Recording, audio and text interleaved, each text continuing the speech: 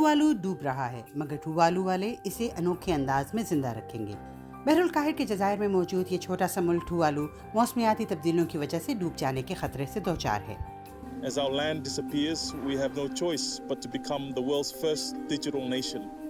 Our land, our ocean, our culture are the most precious assets of our people. And to keep them safe from harm, no matter what happens in the physical world, we'll move them to the cloud.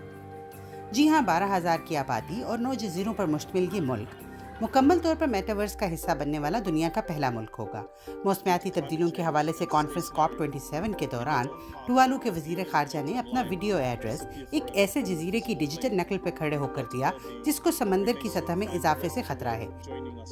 پچھلے سال اسی conference میں پانی میں کھڑے ہو کر دیا گیا ان کا خطاب دنیا بھر میں موسمیاتی تبدیلیوں کے خطرے کی آگاہی کے لیے خبروں میں رہا۔